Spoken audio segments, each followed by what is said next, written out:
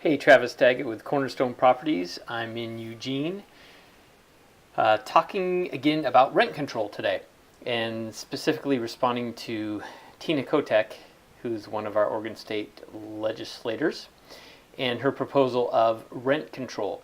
Tried and true or tried and false? Well, the second, last time we talked about supply and demand and how rent control affects supply. It's not good. Next, we're going to talk about how rent control artificially influences tenant behavior. So normal tenant behavior when a market is allowed to be free and work on its own versus with rent control. So a couple analogies or just one real example. Let's say, again, you have market rent is $1,500 a month.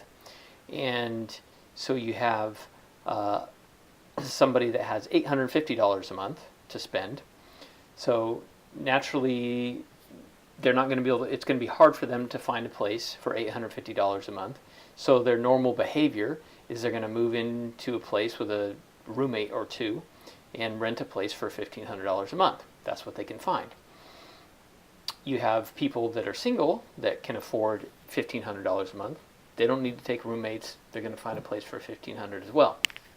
Now here, if you artificially fix prices, you put rent control in place at $850 a month, let's say.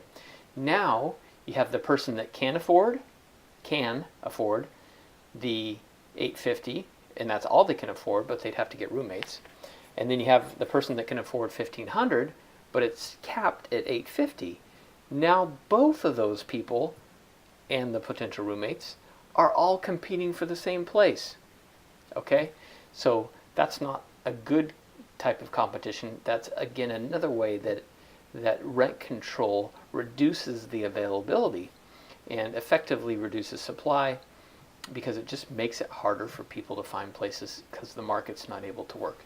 Another analogy that might make sense too from sports is it's like telling a certain athlete, and of course this has been done or attempted in a number of different sports, but let's just say in football there's a salary cap at $100,000.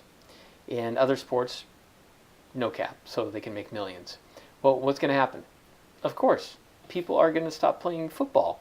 The best and the most talented football players or athletes are going to favor other sports.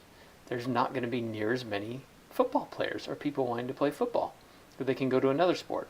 Now back into the world of real estate, what happens with rent control is where developers and builders would, without rent control, they're going to build single family, but of course multifamily, mostly rental units.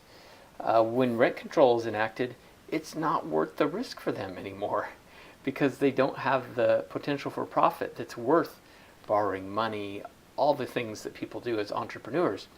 So they're going to usually move to commercial. That's normally what happens. They move to developing and building commercial properties. So again, where's the supply? Well, the new supply effectively stops in that case because of rent control, because it's just not cost effective anymore. So hope that explains how rent control artificially manipulates tenant behavior and landlord behavior as well. Travis Daggett, Cornerstone Properties, talking about rent control, and we'll do one more video next time. See ya. Thanks.